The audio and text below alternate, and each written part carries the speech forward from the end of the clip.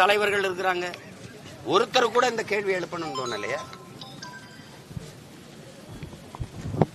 எந்த ராணுவ வீரன் தாயின் கையில் இருக்கும்போது அப்படி செத்து போறான்? அந்த பள்ளிக்கூடத்துக்கு போற பையன் எந்த ராணுவத்தில் பணியாற்றிங்க?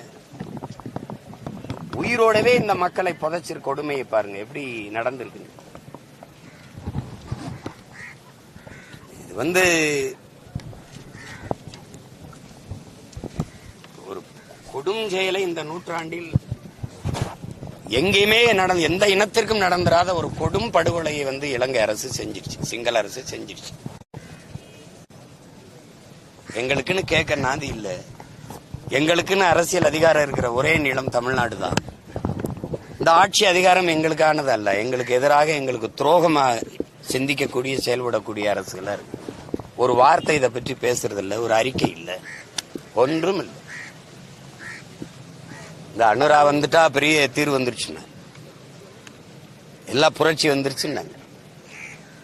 ஜனதாவிக்தி புரமுனாவால தான் அந்த மண்ணில கலவரமே வந்துச்சு. இப்ப ஒரு அதிபரான பிறகு 74 இடத்துல துப்பாக்கி சூடு, 40க்கும் மேற்பட்ட படுகொலைகள் வந்த நாள்ல இந்த ஓராண்டுக்குள்ளே. இதை யாரு போய் கேட்கறது? யாரு கேட்கறது? சரி, நாங்க விடுங்க, அந்த நாட்டு மக்கள் விடுங்க, எங்கள் இன மக்கள், எங்க சொந்தங்கள் அந்த நாட்டு மக்கள். இந்த நாட்டு மீனவனை சிறைபிடிக்கிறதுக்கோ இல்ல இந்த நாட்டு மீனவனை சுட்டுக் கொள்றதுக்கோ இங்க என்ன கேள்வி இருக்குது? என்ன நீதி இருக்கு? என்ன நியாயம் இருக்குது? யார கேட்டா படக பரிச்சு ஏல விடுறான்னு கேட்கறதுக்கு ஒரு துப்பு இல்ல. அவனுக்கு போர்க்கப்பல் பரிசு, ராணுவ பயிற்சி பரிசு, கடன், வட்டிலா கடன் கொடுக்கறது, அவனுக்கு வர்த்தக ஒப்பந்தம், தொழில் ஒப்பந்தம்.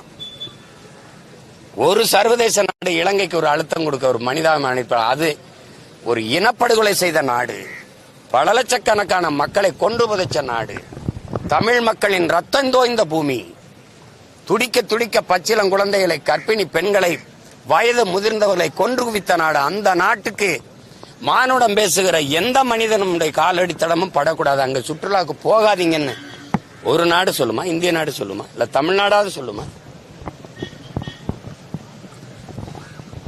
அப்ப இது எங்களுக்கு இன்னைக்கு எங்களுக்கு நாதி இல்லை, கேட்க யாரும் இல்லை. ஆனால் ஒரு நாள் உலகெங்கும் பரவி வாழக்கூடிய தமிழ் சமூக மக்கள் எழுந்து ஒரு குடையின் கீழே வலிமையான அரசியலாக நாங்கள் நிமிர்வோம்.